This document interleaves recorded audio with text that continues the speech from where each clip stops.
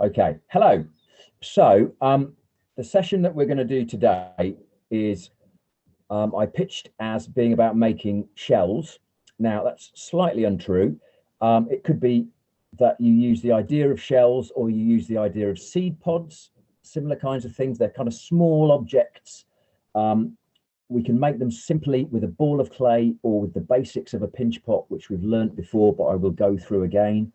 And really, what I want you to do is just experiment with the clay and create interesting forms with it. Okay, so you can let it develop as you work the clay, or you might have an idea in mind, like a kind of shell that you want to make, in order to give you a direction.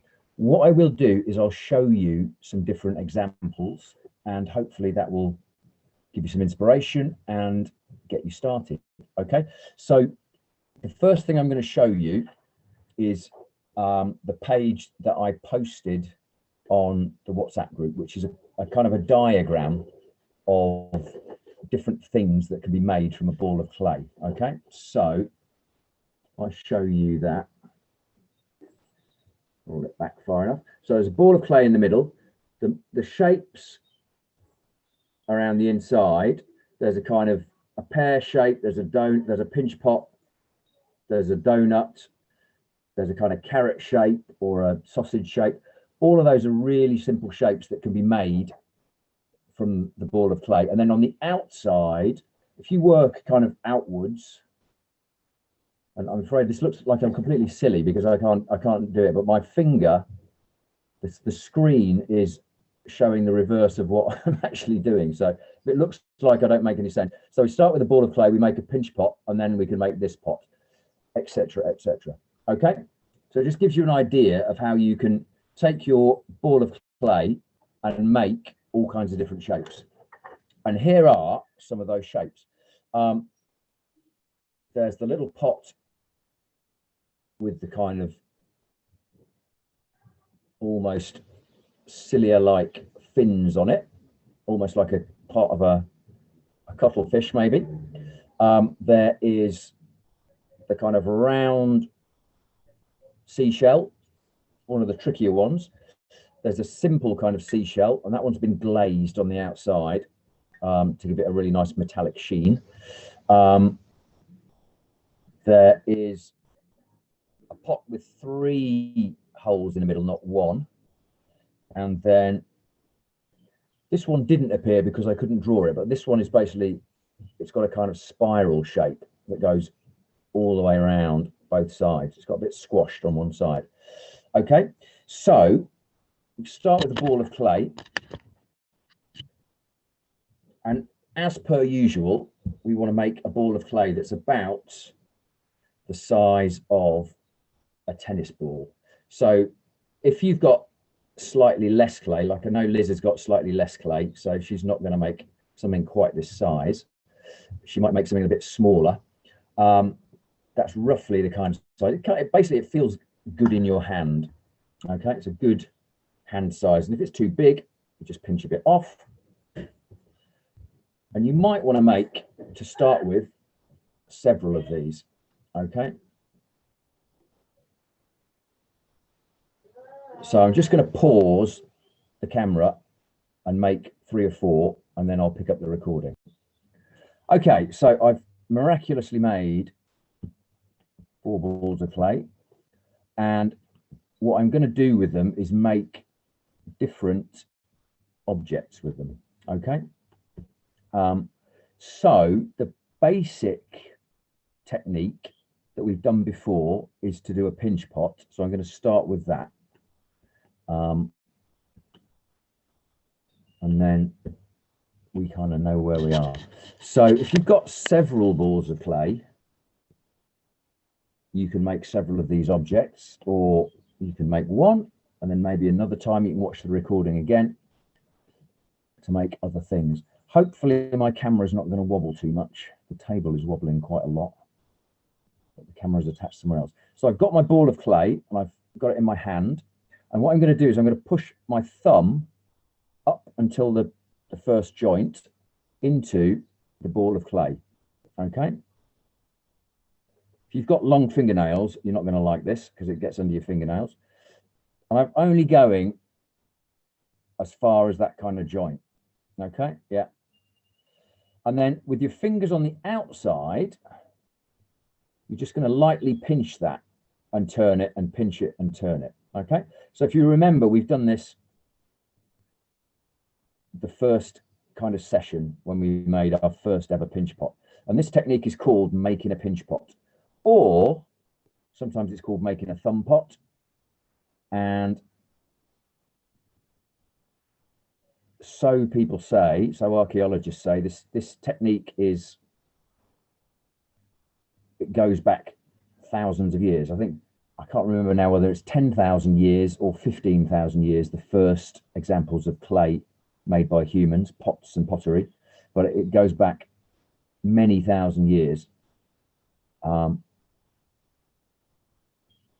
I don't want it to be too thin. I want it to be kind of, at the moment, roughly the thickness of my finger. Okay, so I'm pinching, and as I go around, as it opens up, you can pinch a little bit deeper. And as you go around, what you should be able to do is feel the density of the clay. So you can feel the pressure of your pinch. And from that, and you kind of pay attention to it, you don't need to look at it really, you can just kind of feel it. You should be able to tell whether you're pinching it too much, whether the clay is getting too thin, whether you need to keep going. If your fingers get really stiff, just, you know, shake your hand out.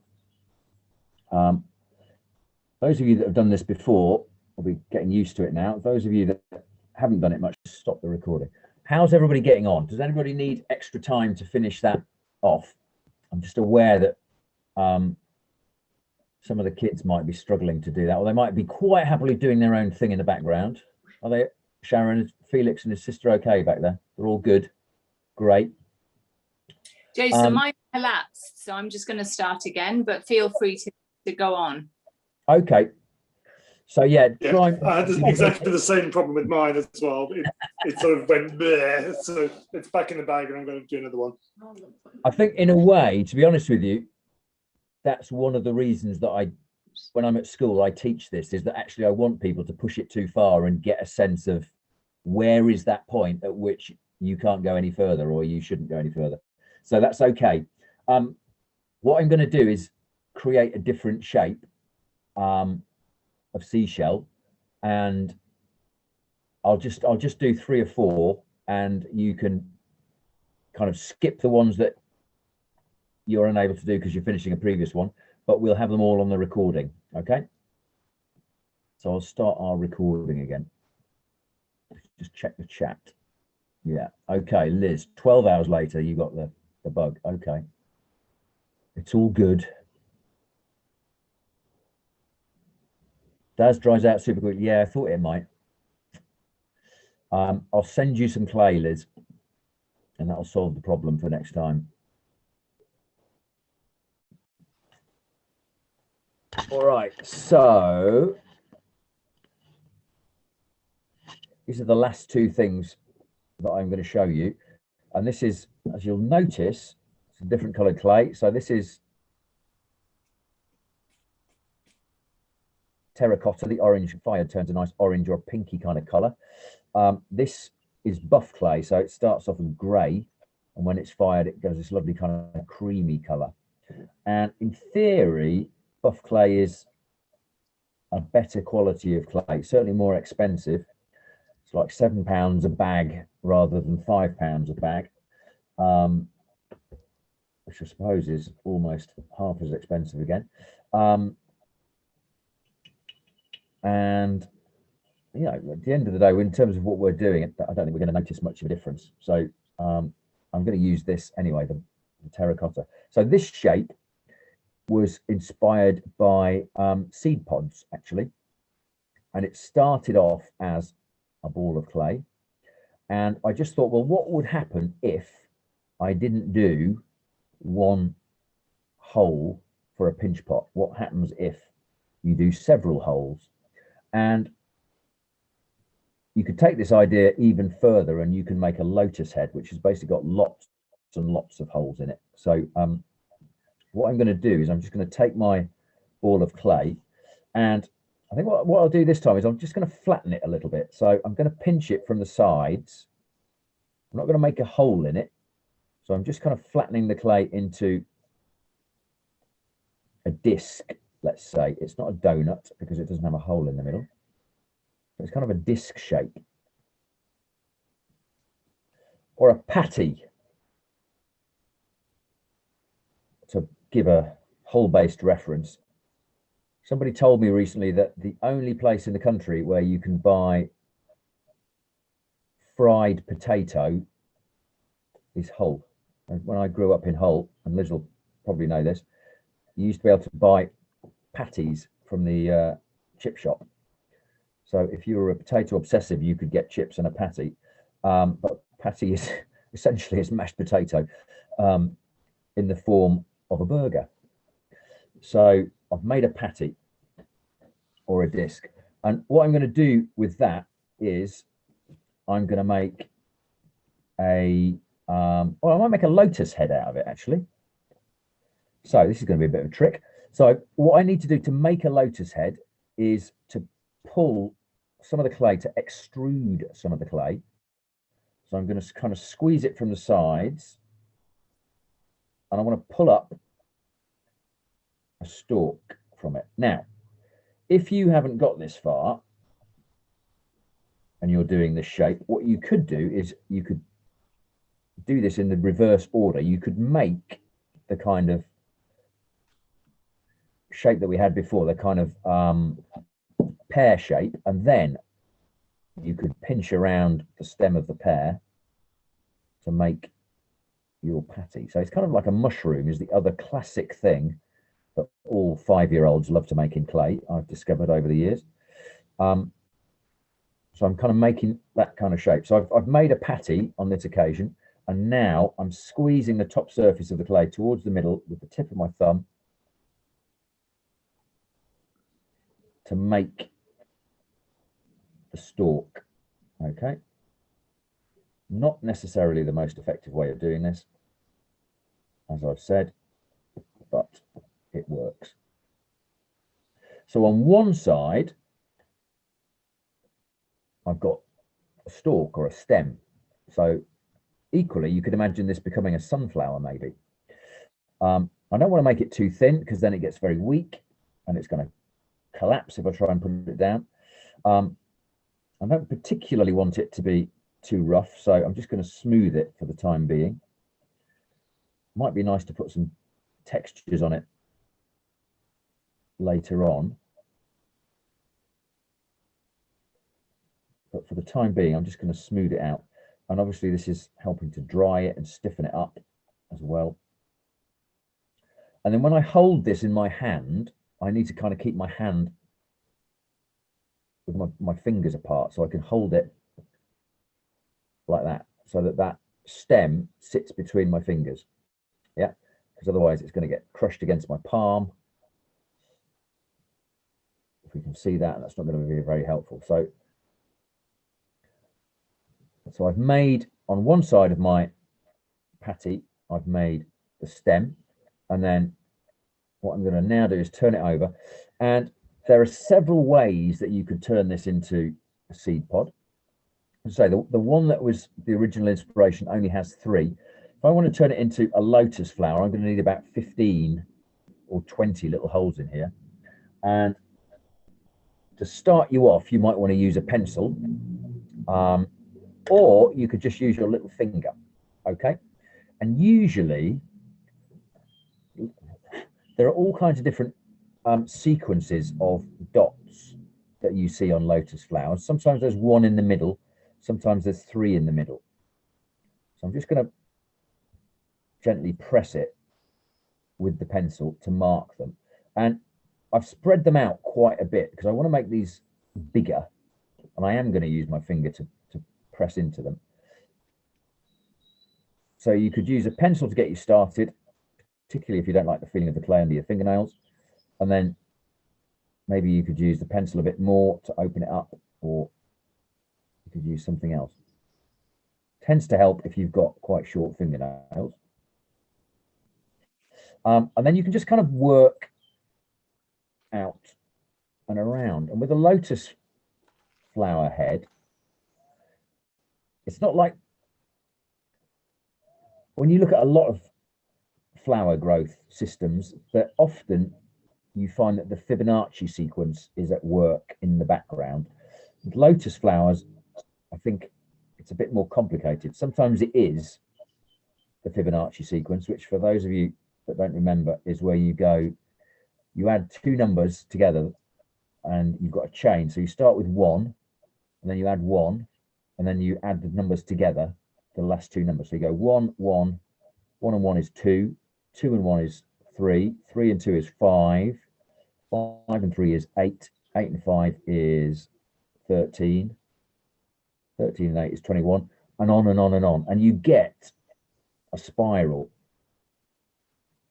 And this spiral is the kind of patterning code of sunflower seed heads, pine cones, all kinds of spiraling forms in nature have the Fibonacci sequence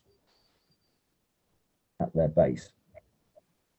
So we've started with 3 and then we've kind of gone off. So it isn't really entirely following the sequence of the Fibonacci sequence, but I'm sure a better mathematician than me could probably work out what the sequence was here. So I'm pushing my finger in.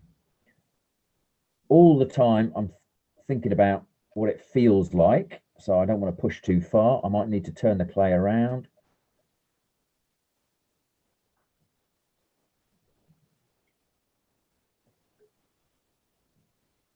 I'm getting some kind of fingernail dents in there because I've got quite long fingernails today, so it's not ideal. I'm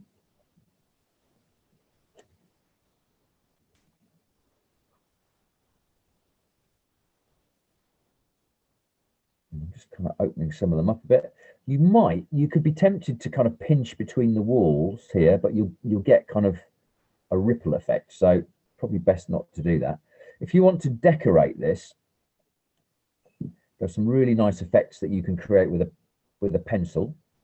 So often what you see on a seed pod like this is, I happen to have a few at work that my mum gave me years ago, dried lotus flowers. You often get a slight ridge around the outside of each of the seed pod holes. So you could kind of draw parts of those ridges on.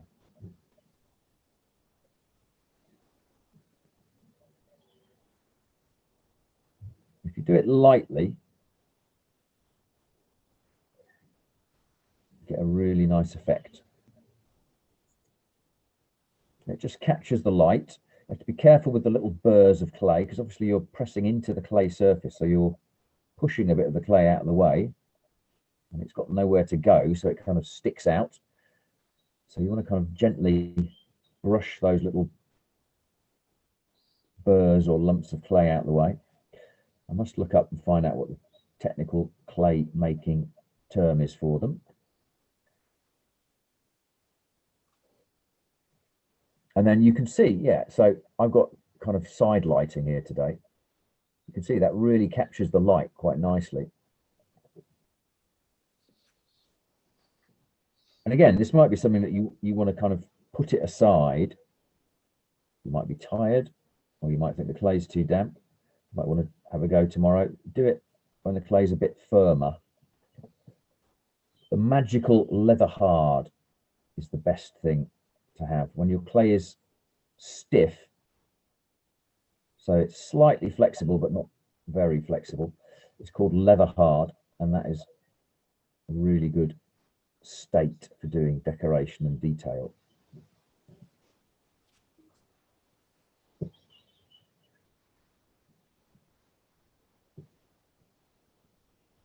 So you need to be careful. I've squashed a bit in the middle where I accidentally leant on the clay, so I'm trying to hold my pencil a bit more carefully now.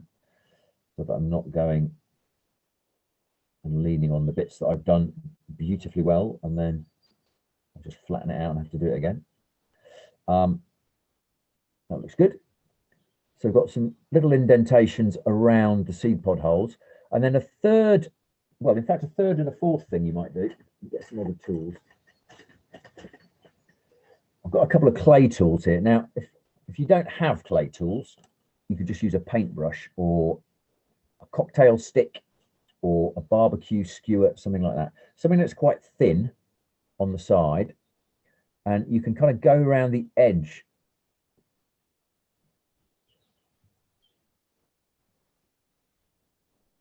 and just lightly press into the side of the clay and create a kind of ridge effect. And again, it catches the light really nicely. It gives it a nice kind of texture. It emulates what you actually get on a Lotus seed pod head.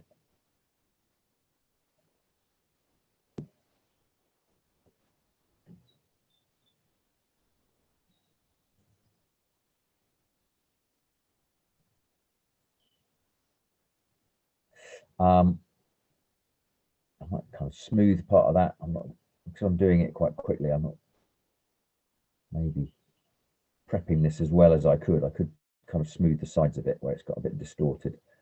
But equally, I think this is quite a nice effect just to lay over a rough surface. And then the final thing I'm going to do is just do a bit of stippling. Now, stippling is one of those art techniques that makes a lot of noise but is really easy to do. It's basically, stippling is just drawing dots. So it can be very noisy in a class of 30 students, stippling away on their table and getting very carried away and very energetic. But with the clay, it's not a noisy surface. So look, I've got a nice kind of ridged effect around the side. I've got my kind of texture on the surface, and then I'm going to use my trusty pencil again. A plastic clay tool, a plastic pencil is available, but I don't need it. And I'm just going to basically just put some stippling around the edge of this, where there's kind of areas of unworked clay. You could do this inside your seed head holes as well, your finger holes, if you like. I'm doing it quite lightly and quickly, and I'm getting different depths of marks. I don't want to be going too deep, so you need to kind of do it gently. Do some on the inside, in between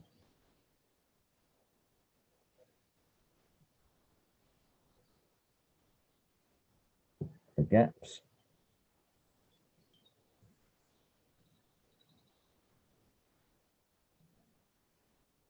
And there you go. You've got yourself a clay lotus head.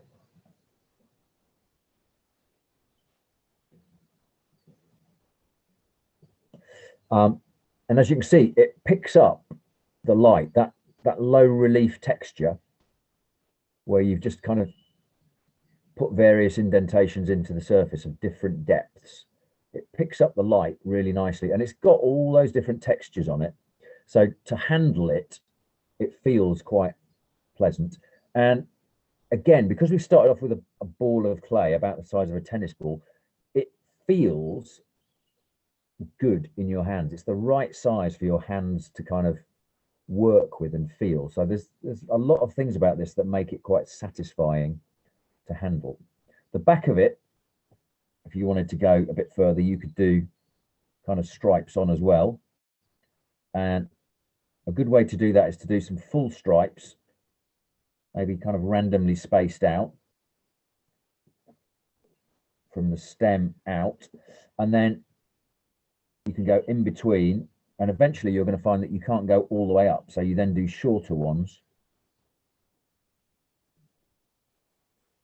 and shorter ones.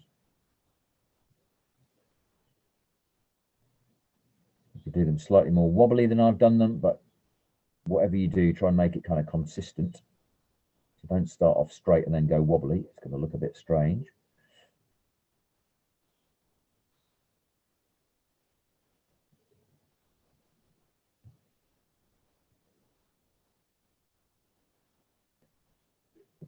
Doing it very quickly, just I'm aware that I was going to give you one more thing to do and then stop. So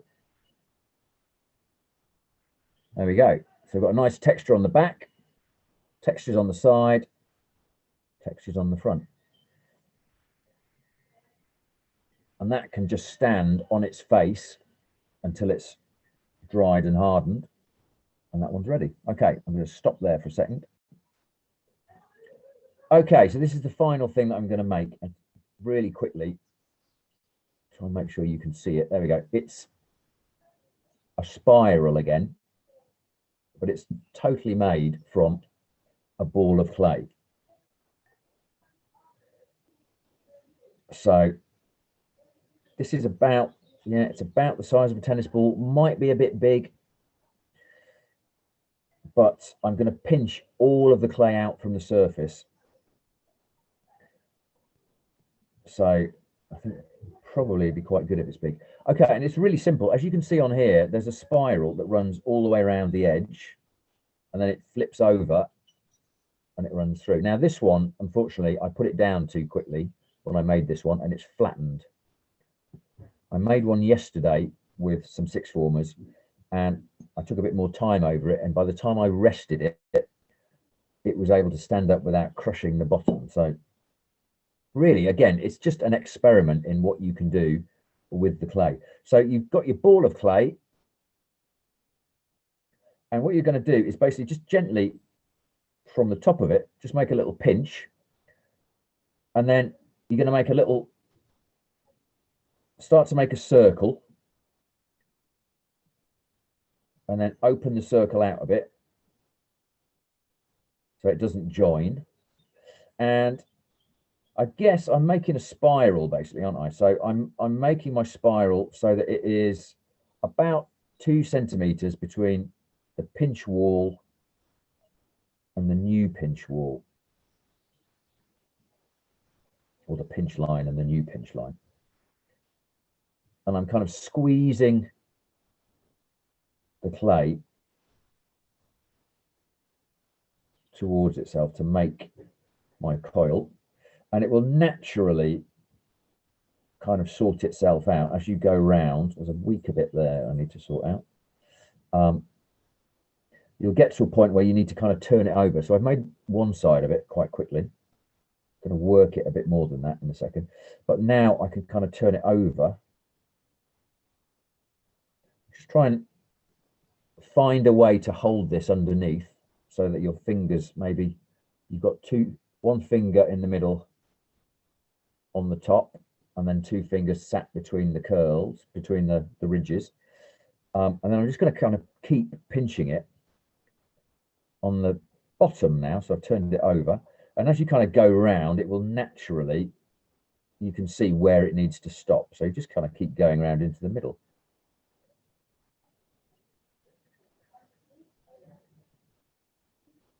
Yeah, so you've got that on one side, that on the other side. And then you can gently, to start with, it's got all of your fingerprints in it. So once you've made the basic shape, you can go around and more gently just squeeze from the base of the ridge, just squeeze it a bit more to pull up more clay, and that will raise the ridge that you're making to make your spiral more pronounced. And also at the same time, you're kind of smoothing in between. And that gives it a nice finish. And there are all kinds of different ways to do this.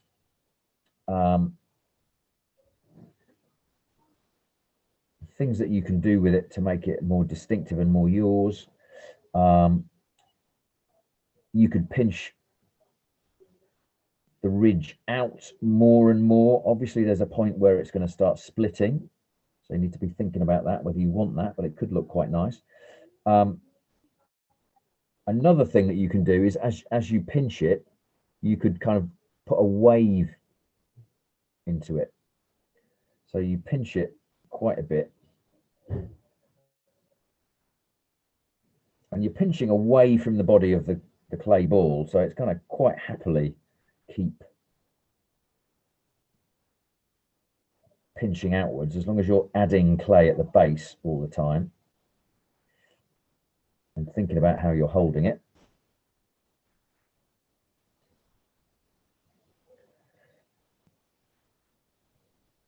And every now and again you need to change your grip position to work on a different bit of it.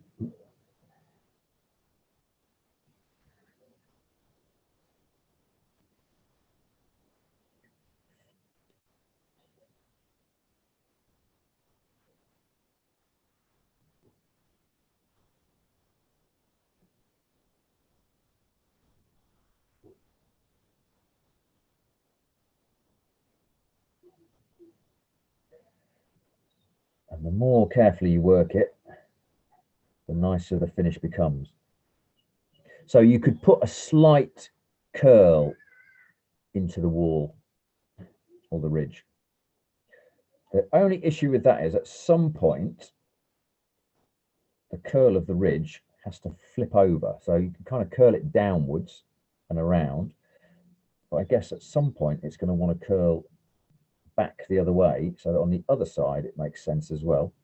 We'll try it curling only one way and see what happens.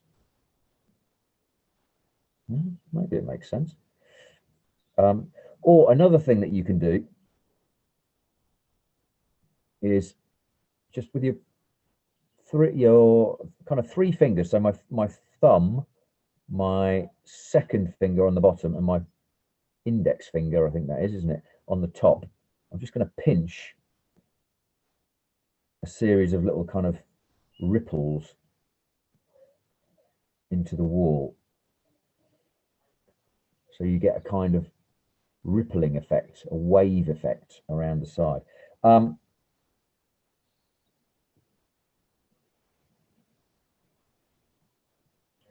Should be the case that, and it just about works today for me, if you've pinched your clay carefully and you've got a kind of, you started off with a kind of 2 centimeter gap between the spiral ridges, you should be able to feel in between the ridges to hold the clay in place.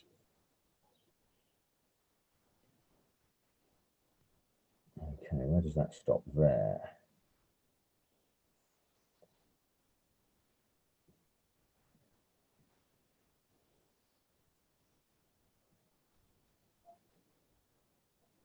When you get to the kind of tight end of the spiral, you're going to hit, if you want to do the kind of curl effect, which is what I'm doing at the moment, the ripple effect, obviously it's got to get much smaller and tighter, which is a bit tricky to stop.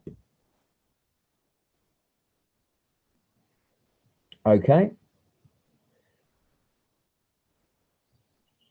So I think it's just a nice, again, it's quite a mathematical kind of shape.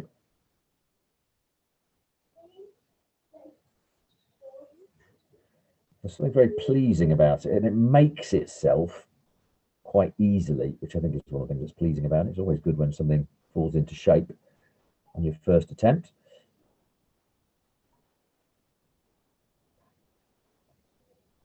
Okay, and I can tell that this side is thicker than this side. So I can see that this end is quite thin and flimsy. This end is a lot thicker. So this thicker end will make a better base. I can work out how to stand it. There we go. Yeah, that stood quite comfortably on the surface. Now, if you wanted to make this and you wanted to kind of rest it and you didn't think it was going to stand, you might need to kind of prop it up on, you might need to stick some pencils into it so you could kind of stand it up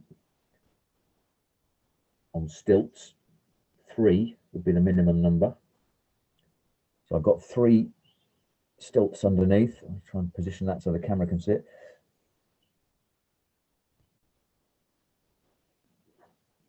There we go. And then you could let that harden for a few hours, maybe overnight. And then the following day, you could turn it over. It will probably rest quite happily on its sides. And then you could kind of fill those little holes. Maybe just poke a little bit of clay into them to get rid of them. Or leave them there so you can use them later on once it's been finished. And there's the final thing. Okay, so I'm going to stop the recording there and see how we're all doing. Hope you had fun. I'm going to ask you and find out.